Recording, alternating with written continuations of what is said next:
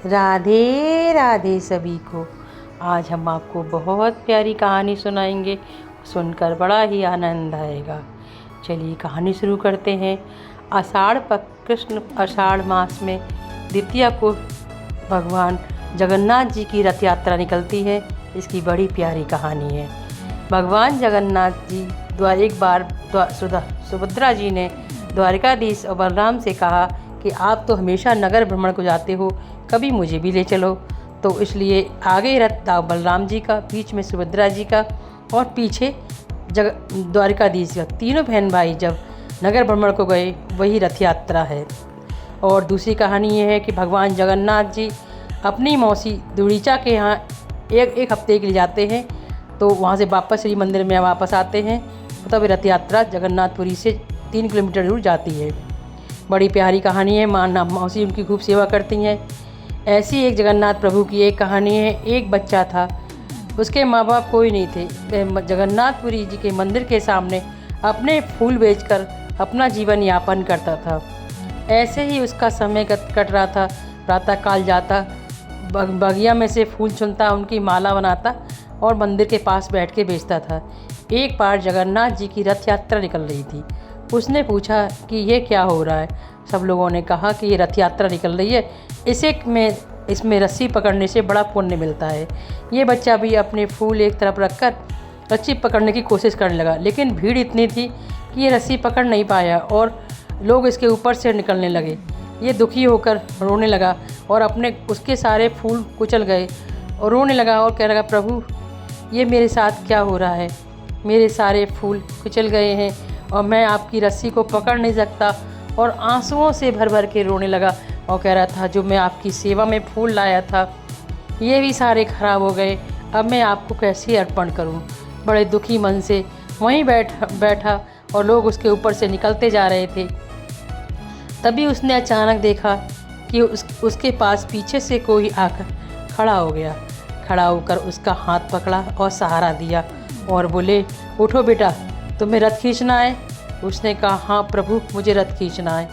तो उसने आके उसके रथ की रस्सी पकड़ाते हुए कहा कि लो, अब तुम इसे खींचो। तो वो बच्चे ने उस रस्सी को पकड़ा और उसको जब उसने रस्सी को पकड़ा तो पकड़कर उसे बड़ी खुशी हुई।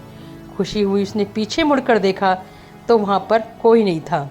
जब उसने पीछे मुड़ के देखा तो वहाँ पर कोई नहीं था। जब रथ यात्रा 2 सेकंड के अंदर देखा तो वहाँ पर कोई नहीं था। तब रथ यात्रा समाप्त हो गई। तो बच्चे ने सोचा कि ये देखो कितने भले मनुष्य आए थे, उन्होंने मदद की और इनकी वजह से मैं आज जगन्नाथ जी की रथ यात्रा में रस्सी पकड़ सका। ऐसा कर वो पूरी जब रथ यात्रा में वह रस्सी पकड़ के चलता रहा और उसे बड़ा आनंद आ रहा था कि कहाँ मैं फूल बेचता था, कहाँ आज जगन्नाथ जी की रस्सी खींच रहा हूँ, ये सोचकर। लेकिन उसके मन में विचार आता कि कौन था, कौन नहीं था, कैसे थे, कौन थे, मुझे उन्हें ढूंढना चाहिए। कम से कम मैं उन्हें धन्यवाद तो दे दूं। उनकी वजह से आज मुझे जगन्नाथ जी की रथ यात्रा में रस्सी खींचने का मौका मिला है। लेकिन उसे कोई दिखाई नहीं दिया। तभी वहाँ थोड़ी दूर चलने पर जब रथ यात्रा संपूर्ण हो गई तो उसे एक संत मिले। उन्होंने संत से पूछा कि इतनी ज़्यादा भीड़ थी, फिर भी एक मनुष्य मेरे पास आए और उन्होंने मुझे उठाया और मेरा हाथ पकड़ के मुझे रथ यात्रा की रस्सी दी और वो मेरे पीछे ही खड़े रहे। लेकिन मैंने थोड़ी देर बाद देखा तो वो वहाँ पर नहीं थे। पता नहीं वो कौन सज्जन थे। मैं उनसे मिलकर एक बार उनका धन्यवाद कहना चाहता हूँ। उन संत ने कहा, क्या कह रहे हो बेटा, फिर से कहना। उसने कहा कि देखो, एक कोई मिले थे, उनकी कृपा से मुझे जगन्नाथ प्रभु जी के रथ की रस्सी खींचने का मौका मिला है और मैं एक बार उन्हें धन्यवाद देना चाहता हूँ। वो संत ने उस बच्चे की तरफ देखा और मुस्कुराकर बोले, अरे बेटा, तुम जिसे मनुष्य समझ रहे हो वो मनुष्य नहीं, साक्षात जगन्नाथ प्रभु जी हैं। जगन्नाथ प्रभु जी बड़े दयालु हैं, अपने भक्तों पर बड़ी दया करते हैं। उन्होंने देखा कि ज़्यादा भीड़ के कारण तुम्हारे ऊपर से लोग निकल रहे थे और तुम मेरी रस्सी को नहीं पकड़ पा रहे रथ की, इसलिए वह स्वयं मनुष्य का रूप रख कर आए और तुम्हें उस भीड़ से निकाल कर तुम्हें अपनी रस्सी को पकड़ाया। ऐसा बात सुनकर वह बालक की आंखों में आंसू आ गए और बोले, देखो, साक्षात जगन्नाथ प्रभु जी मुझे दर्शन देने आए और मैं उन्हें पहचान नहीं पाया। फिर उस बच्चे ने निर्णय लिया, अब आज के बाद जगन्नाथ प्रभु जी के रथ में जो रस्सी है उसमें जो माला बना करेंगी, उन मालाओं को मैं लगाया करूँगा और उनके रथ को अपने फूलों से सजाया करूँगा। ऐसा कहकर उस बच्चे ने वचन दिया कि जब भी रथ यात्रा निकलेगी उस रथ यात्रा की पूरी सजावट मेरे द्वारा बनाए हुए फूलों से होगी।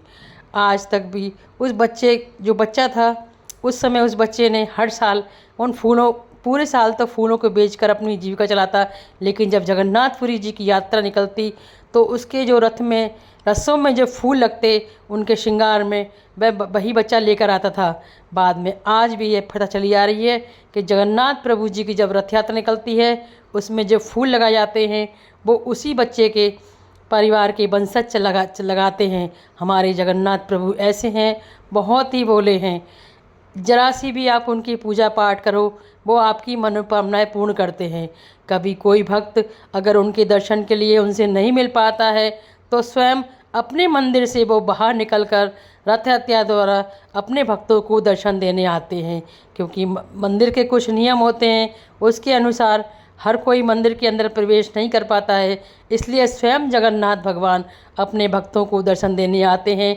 जैसे कि एक भक्त थे सालवेग, वो अन्य जाति के थे तो उन्हें मंदिर में प्रवेश की आज्ञा नहीं थी, तो स्वयं जगन्नाथ भगवान जी उनके दर्शन करने को आते हैं और जहाँ उनकी समाधि होती है वहाँ 2 मिनट के लिए रथ रुकता है, उसके बाद फिर आगे बढ़ता है। ये प्रथा आज तक चली आ रही है। प्रभु जगन्नाथ जग के नाथ हैं, वो सारे संसार के नाथ हैं, वो अपने भक्तों पर बड़ी दया करते हैं और उनकी रथ यात्रा आज निकल रही है। बड़ा ही शुभ मंगल दिन है। आपको मेरी ये कहानी कैसी लगी? अगर पसंद आई हो तो प्लीज़ मेरे चैनल को सब्सक्राइब कीजिए। सब्सक्राइब कर लिया है तो थैंक यू, नहीं किया है तो प्लीज़ कर लीजिए। ऐसी प्यारी प्यारी कहानियाँ आपके लिए लाती रहूँगी और जगन्नाथ भगवान आप सबकी मनोकामनाएं पूर्ण करें और आप सबके जीवन में खुशियाँ लेकर आएँ, सभी के कष्ट हरें। और हमारे जगन्नाथ प्रभु तो जग के नाथ हैं, वो सबकी रक्षा करते हैं। ऐसी प्यारी प्यारी कहानियाँ सुनने के लिए आप लोगों को बहुत बहुत धन्यवाद। और एक बार फिर से बोलो जगन्नाथ प्रभु की जय। जय जय श्री राधे राधे। जय जय श्री राधे राधे।